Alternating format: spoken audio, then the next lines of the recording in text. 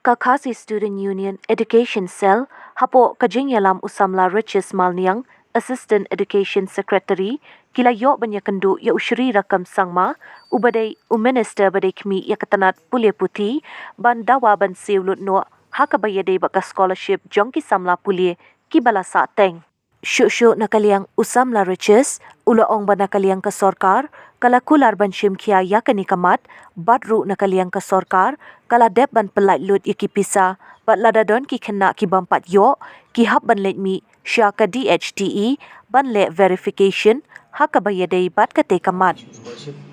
kaba board ki kena kiba apply na scholarship na bade ka National Merit Common Scholarship bat ka pre-matric scholarship kiba na kalian ka department concern kamala ban poi ne ban ai ka scholarship ka bade hok ka joki ade banglekan badu education minister ya bade bane ka banta ban kalian ka joki kular yang ba musim khai ne kam bat lese itu ki samla ki bam pala penyo ini pamla penyo ini scholarship yang don kam ya ka ba kin kalian department ki penpej ki cikun na baro bat hatin kata ro rada tangdon pat ki samla ki bam sim pring kata ki penpej ku kemyo ya scholarship tekila pa ya bali bi support ka DHTE ya ka ba ini ban verify nomor kalian ka suka ki apply tu bisa kebentar ka ba arpat ka bede ka portal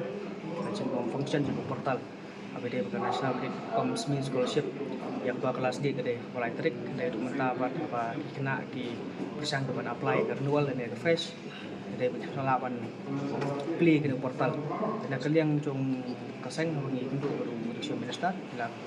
banjur yu yang muncim kia ne kam nomor ba LSC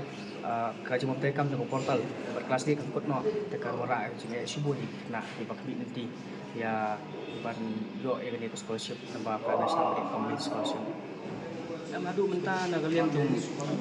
minister laong ba hari ni kren ba phone badu director jo PhD laong ba na kalian jong sokar kila apply lo bisa but ni scam ba ni ski itu di supply mo pa yo scholarship yo kinang yo na kalian ni seng le banjur